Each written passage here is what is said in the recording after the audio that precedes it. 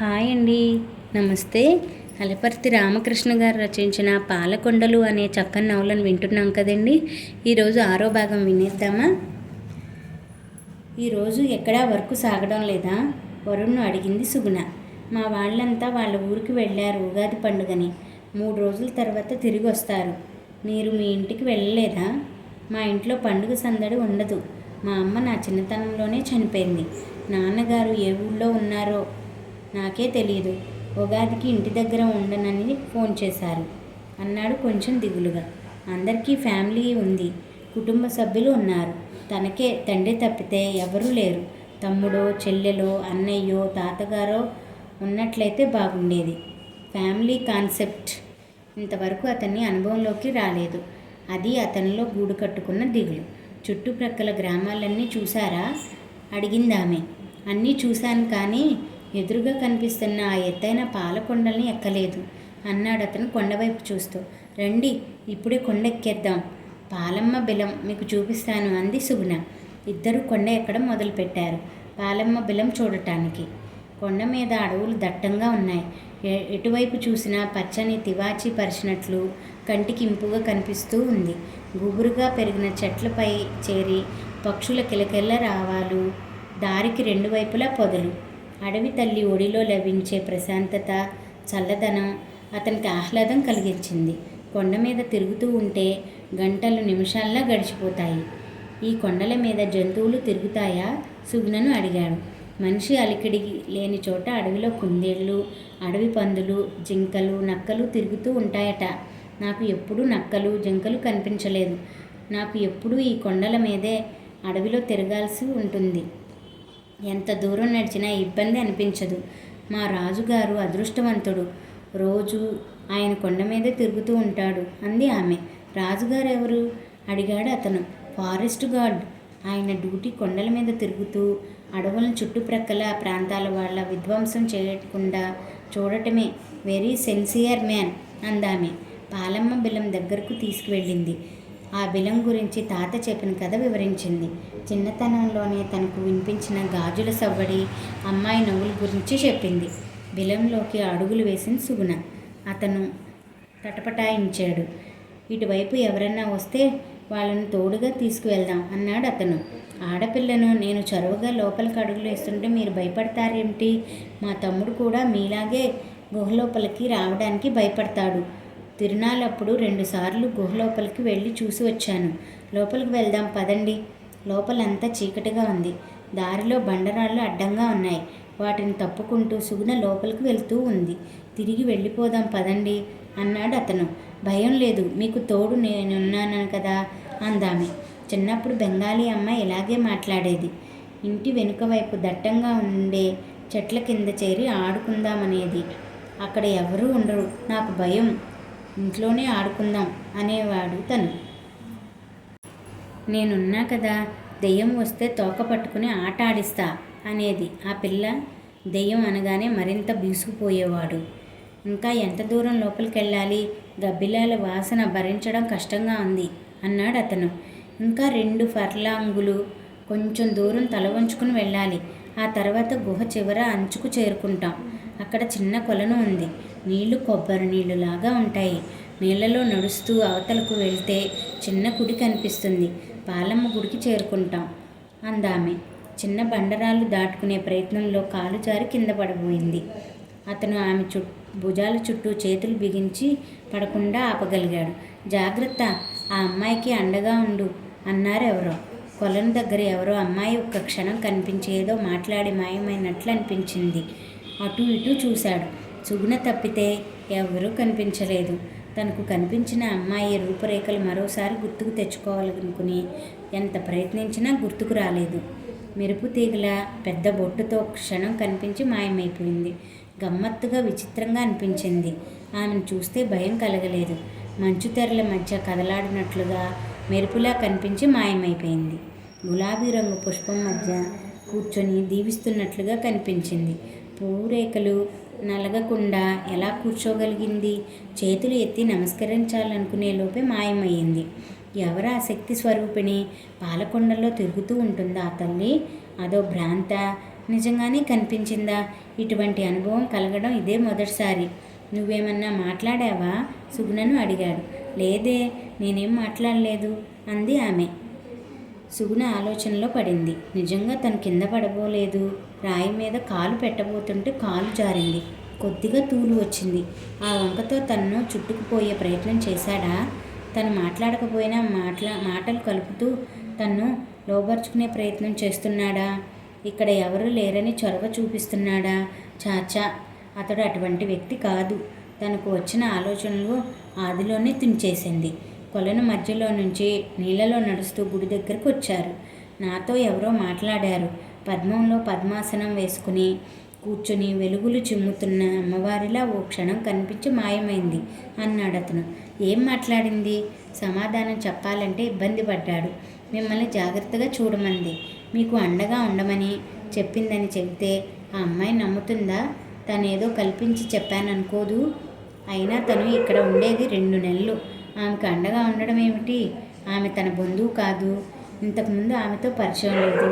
ముందు ముందు ఆమెను కలిసే అవకాశం కూడా ఉండదు.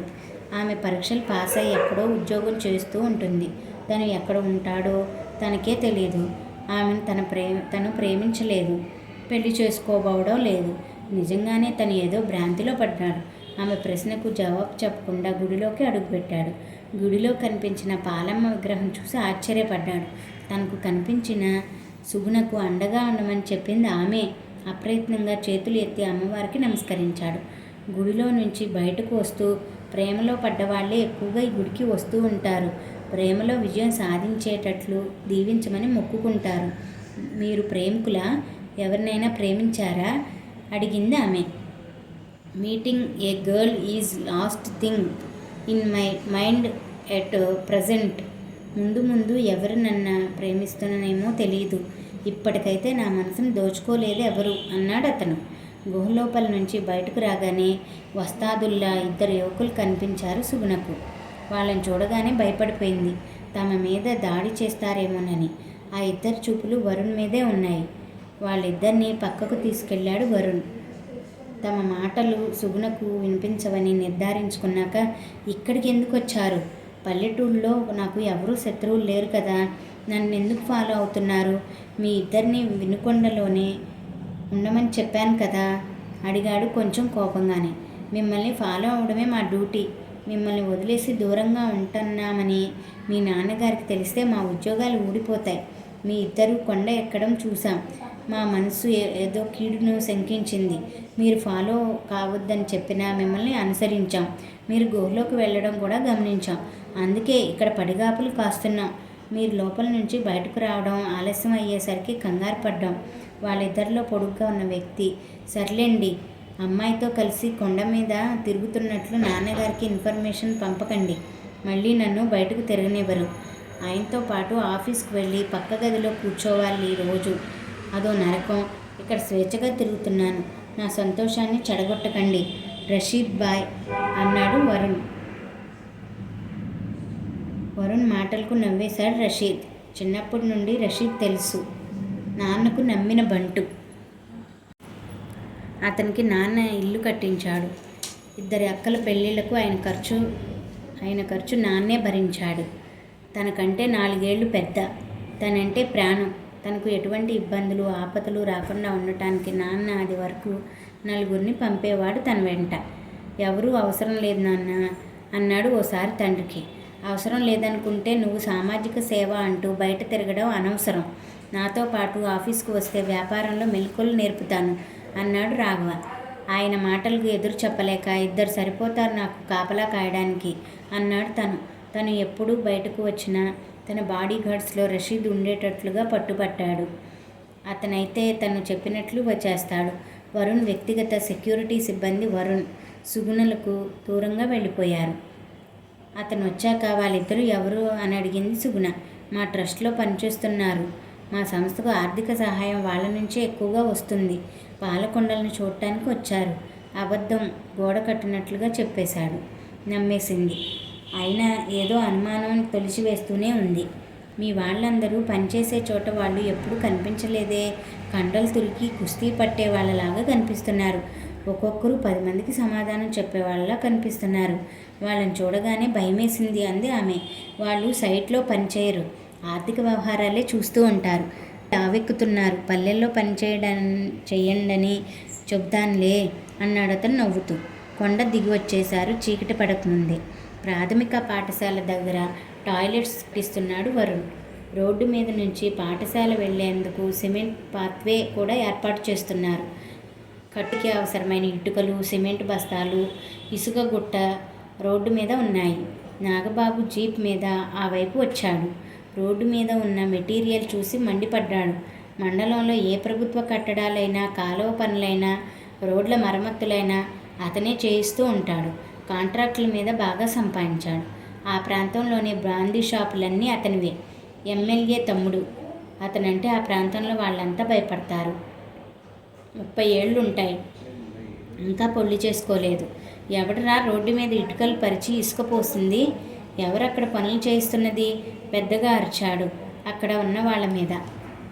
అతను అరుస్తుంటే సమాధానం చెప్పలేక వరుణ్ దగ్గరకు వచ్చి చెప్పారు. మేము స్వచ్ఛంద సంస్థకు చెందిన వాళ్ళం. పాఠశాలలో మరుగుదొడ్లు నిర్మిస్తున్నామండి. మరో గంటలో రోడ్డు మీద ఉన్న మెటీరియల్ అంతా తీసేస్తాం. సారీ ఫర్ ఇన్కన్వీనియన్స్ అన్నాడు వరుణ్ మొహం మీద నవ్వు చెదరనివ్వకుండా. నాగరాజు అతన్ని వెనక్కు నెట్టేశాడు బలమంతా ఉపయోగించి. నీ బోర్డు ఇంగ్లీష్ నువ్వును. మీకు ఎవరు పర్మిషన్ ఇచ్చారు?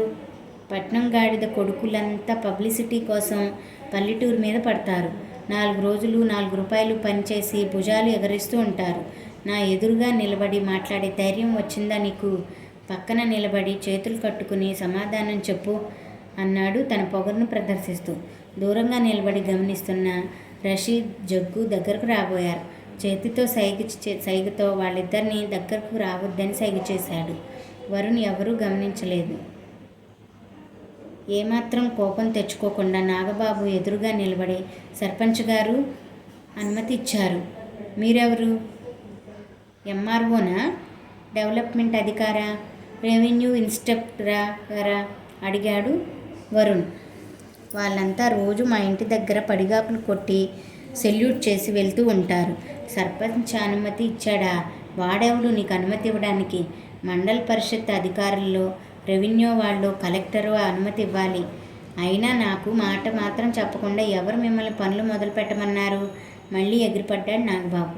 పనులన్నీ ఉచితంగా చేస్తున్నాము, ఎవరి దగ్గర డబ్బు తీసుకోకుండా.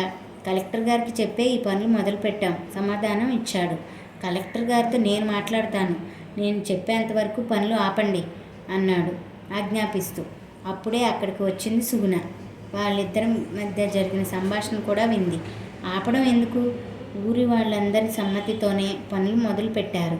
మీరు వెళ్ళి కలెక్టర్ గారితో మాట్లాడుకోండి అంది ఆమె. ఆ అమ్మాయి వైపు తేరిపారా చూశాడు నాగబాబు. సుగుణ దగ్గరకు వచ్చి భుజం మీద చేయి వేశాడు. విసురుగా ఆ చేతిని నెట్టివేసింది. నువ్వు సుగుణవు కదూ? ఎంత ఏపుగా జామ చెట్టులా ఎదిగా పెట్టపెట్టలాడుతున్నావు. నన్ను గుర్తుపట్టలేదా? మీ ఊరికి పక్కనున్న గోధుమ గండ్లే మా ఊరు. మనిద్దరం హై స్కూల్లో చదువుకున్నాం. వినుకొండలో చాలాసార్లు చూశాను నిన్ను. 8 ఏళ్ళు అయ్యింది మళ్ళీ నిన్ను చూసి. నన్ను నువ్వు గుర్తుపట్టకపోయినా నిన్ను గుర్తుపట్టేశాను. నీ మీద ఎంతో ప్రేమ ఉంది కాబట్టే భుజం మీద చేయి వేశాను. చూసావా ఎంత విచిత్రమో? ఎటో వెళ్తున్న వాడికి మీ ఊరు వచ్చాను. నేను నీకు కనపడే అదృష్టం నీకు దక్కింది. లక్కీ గర్ల్ అన్నాడు ఆమె కళ్ళల్లోకి చూసి చిలిపిగా నవ్వుతూ. మొహం మరో పక్కకు తిప్పుకుంది. వీడి కళ్ళల్లో ఎందుకు పడ్డానా అనుకుంది. వరుణ్ దగ్గరికి వెళ్ళి అతని చేయి పట్టుకుంది. అనుకోకుండా తన దగ్గరకు వచ్చి తన చేయి పట్టుకోవడంతో ఉలిక్కిపడ్డాడు వరుణ్. మెత్తగా ఆమె చేయి తన చేతితో కదులుతూ ఉంటే గుండె కదం తొక్కినట్లయింది. మెత్తటి స్పర్శకు కదిలిపోయాడు. తనంటే ఇష్టపడుతుందా?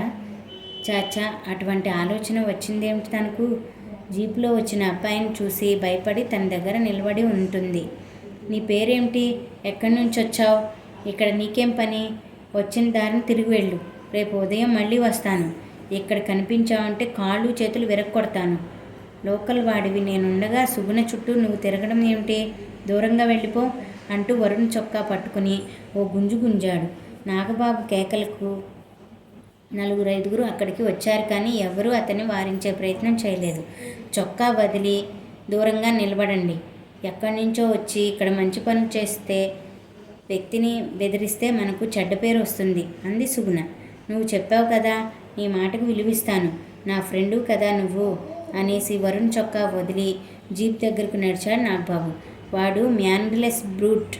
వాడి స్థాయికి మనం దిగి కుస్తీ పట్టకూడదు. సర్పంచ్ గారికి జరిగింది చెప్పి నాగబాబు నోరు అదుపులో పెట్టుకునేటట్లు చేస్తాను. మీరేం ఫీల్ కాకండి అంది సుగుణ వరుణ్తో. జీప్ కదిలేకే రేపు మళ్ళీ వస్తాను. నువ్వు ఈ ఊళ్ళో కనిపించకూడదు సుగుణ. మనం రేపు మాట్లాడుకుందాం పెద్దగా అరిచాడు నాగబాబు. జీప్ కనుమరుగయ్యాక మీ పని కొనసాగించండి ప్లీజ్ అంది సుగుణ వరుణ్తో. రాత్రి 10 అవుతూ ఉంది. వరండాలో మంచం వేసుకుని పడుకున్న సుగుణకు నిద్ర పట్టడం లేదు. ఆరు బయట పడుకున్న వరుణ్ ఆదమర్చి నిద్రపోతున్నాడు. అతని పక్కన మంచం వేసుకుని పడుకున్న తాత గురక వినిపిస్తూ ఉంది. తెల్లటి బుట్టలో వెన్నెల్లా మెరిసిపోతూ రాజకుమారులా కనిపించాడు. ఎక్కడో పట్టణంలో మంచి ఉద్యోగం చేస్తూ చక్కని చుక్కని పెళ్లి చేసుకుని హాయిగా వెన్నెల రాత్రులు గడపక పల్లెటూరు రావడం ఎందుకు? పేరు కోసం కాదు, రాజకీయ నాయకుడు కావాలన్న తపన లేదు. ట్రస్ట్ వాళ్ళు చేపట్టే పనులు కూర్చి దినపత్రికల్లో వచ్చే విధంగా చూస్తానని సర్పంచ్ అంటే అటువంటి ప్రచార ఆర్భాటాలు నచ్చవని సున్నితంగా తిరస్కరించాడు వరుణ్. విచిత్రంగానే ఉంది అతని ప్రవర్తన. మొన్న ఆ నాగబాబు వచ్చి నోటికి వచ్చినట్లు మాట్లాడినా, చొక్కా పట్టుకుని గుంజినా శాంతమూర్తిలా ఎలా ఉండగలిగాడు? మొహంలో కోపం కానీ, అవమానం జరిగిందన్న విచార లక్షణాలు కానీ ఏవీ కనిపించలేదు. నాగబాబును వెనక్కు నెట్టి గట్టిగా 4 గుద్దులు గుద్దే దేహదారుఢ్యం ఉంది కానీ ఎందుకులే గొడవలు అనుకున్నాడేమో. ఎందుకో ఆ క్షణంలో అతడి మీద అంతులేని అనురాగం కలిగింది. అతని చెంపల్ని చేతితో తడిమి పెదాల మీద తన పెదాలతో వెచ్చటి ముద్ర వేస్తే, అతను లేచి గొడవ చేస్తే ఎందుకు గొడవ చేస్తాడు? తనంటే అతనికి ప్రేమ ఉన్నట్లే అనిపిస్తుంది. తీరిక సమయాల్లో తన పక్కన కూర్చొని కబుర్లు చెప్పడానికి ఇష్టపడతాడు. అతను చేయి పట్టుకుని నిమిర్నా అతనేం మాట్లాడలేదు. అతన్ని చూడగానే ఏదో కలవరం, తొట్టుపాటు కలుగుతున్నాయి ఈ మధ్య. అంతకుముందు ఎటువంటి గాబరా లేకుండా మాట్లాడేసేది. అతని పట్ల ప్రేమాభావనాలు కలుగుతున్నాయా? ఇప్పుడిప్పుడే పెళ్లి చేసుకోవాలన్న ఆలోచన లేదు. తమ్ముడిని డాక్టర్ చేయడం, మంచి ఉద్యోగం సంపాదించడం. ప్రేమలో పడితే ఆ లక్ష్యాలకు తూట్లు పడవు. పెళ్లి చేసుకోవాలన్న ఆలోచన లేనప్పుడు అతని మీద ఆశలు ఎందుకు పెంచుకుంటున్నది? అతని పెదాల ముద్దు పెట్టుకోవాలన్న కోరిక మనసులో ఎందుకు చొరబడింది? పిచ్చి మనసు ఏవేవో ఊహిస్తూ ఉంటుంది. కోరికలే గుర్రాలైతే మనసు పరుగులు తీస్తూనే ఉంటుంది. తను లేదు కళ్ళెం వేసి పిచ్చి మనసును కట్టడి చేయడానికి. గుర్రాన్ని దౌడు తీయొద్దు, నిలబడిపో అని ఆజ్ఞాపిస్తుంది. తన మాటే ఫైనల్ అని తన మనసుది కాదు. ఆలోచనలు గంగా ప్రవాహంలో కొట్టుకుపోతూ మునకలు వేస్తూ మంచం దగ్గరకు వచ్చి నిలబడింది. వెర్రిదానిలో అలా వచ్చేసావేమిటి? వెనక్కు తిరగాలనుకుంది. విగ్రహంలా నిలబడిపోయింది వెన్నెల్లో తుడుస్తూ. అప్పుడే గేటు ముందు జీప్ ఆగింది. కాలితో గేటును తన్నుకుంటూ లోపలికి వస్తున్నాడు నాగబాబు. ఆ వేళలో అతను తన ఇంటికి రావడంతో అదిరిపోయింది. గుండె దడదడలాడింది. అక్కడి నుంచి పరిగెత్తుకుంటూ ఇంట్లోకి వెళ్ళి తలుపులు బిగించుకోవాలనుకుంది. భయంతో కాళ్ళు వణకడంతో అడుగు పడలేదు. మంచం మీద పడుకున్న వరుణ్ను చూశాడు నాగబాబు. వీడు మీ ఇంట్లో చేరాడా? మీ ఇంటికి ఎందుకు రానిచ్చావు? పెద్దగా అరిచాడు. మందు వాసన గుప్మంది. మా ఇంట్లో ఎవరు ఉంటే మీకెందుకు? ఈ సమయంలో మా ఇంటికి ఎందుకు వచ్చారు? ధైర్యం తెచ్చుకుని అడిగింది సుగుణ. నేను అదే అడగాలనుకుంటున్నాను. రాత్రిపూట 10 గంటలప్పుడు వాడి మంచం పక్కన చేరి నువ్వేం చేస్తున్నావు? గట్టిగా అడిగాడు. కోపం వచ్చేసింది సుగుణకు. మీరెవరు నన్ను అడగడానికి?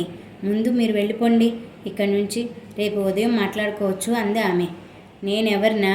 నీకు కాబోయే మొగుణ్ణి. మొన్న నిన్ను చూసిన దగ్గర నుంచి నాకు రాత్రిళ్ళు నిద్ర పట్టడం లేదు. నీలాంటి అందగత్తె నా పడక గదిలో ఉండాలి. శాశ్వతంగా నా దానివి కావాలంటే నువ్వు నా భార్యవి కావాలి. ఇంట్లో కూడా చెప్పేశాను. రేపో మాపో మా అన్నయ్య వదినలు మీ ఇంటికి వచ్చి సంబంధం ఖాయం చేసుకుంటారు. నీ అదృష్టం బాగుండి నా భార్యవి కాబోతున్నావు. 50 కోట్ల ఆస్తి ఉంది మాకు. 10 తరాలు కూర్చొని తిన్నా, నిలబడి బఫే భోజనం చేసిన ఆస్తి తరగదు అన్నాడు అతను. వరుణ్కు మెలకువ వచ్చింది. నాగబాబు పెద్దగా అరుస్తూ మాట్లాడుతూ ఉంటే అతనేం మాట్లాడుతున్నాడు? రాత్రిపూట ఆ వేళలో ఎందుకు వచ్చాడో అర్థం కాలేదు. తాగొచ్చి అరుస్తున్నాడు అనుకున్నాడు. మంచం మీద నుంచి లేచి నిలబడ్డాడు. మీరు మామూలు మూడ్లో లేరు, ఇంటికి వెళ్ళండి, రేపు పగలు వచ్చి మాట్లాడండి అన్నాడు వరుణ్. మధ్యలో నువ్వెవడురా మాట్లాడటానికి? నేను ఇక్కడి నుంచి వెళ్ళిపోతే నువ్వు నా పెళ్ళాన్ని ఒళ్ళో కూర్చోబెట్టుకుని ముద్దు ముచ్చట్లు తీర్చుకుందామనుకుంటున్నావా? అవేవి సాగనివ్వను. సుగుణ నాది అనుకున్న దాని మీద మరొకటి చెయ్యి వేస్తే నరికేస్తాను. వరుణ్ మీదకు వస్తూ, పెళ్లి చేసుకోవాలనుకుంటున్న అమ్మాయి ఇంటికి అర్ధరాత్రి పూట వచ్చి ఎవరైనా అల్లరి చేస్తారా? రేపు వచ్చి మాట్లాడండి అన్నాడు. వరుణ్ మాటలు ఆ క్షణంలో నచ్చాయి. నువ్వు మంచివాడివి తమ్ముడు, నీ మాట వింటాను. వెళ్ళిపోయి రేపు వచ్చి పెళ్లి విషయం మాట్లాడతాను.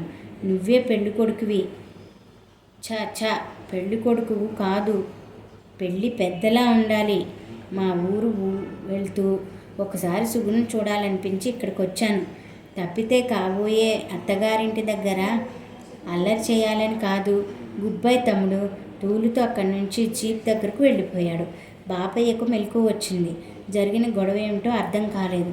మరుసటి రోజు మనవరాల్ని అడగొచ్చలేననుకుని మళ్ళీ నిద్రలోకి జారుకున్నాడు. 6వ భాగం ఇంతటితో సమాప్తమండి.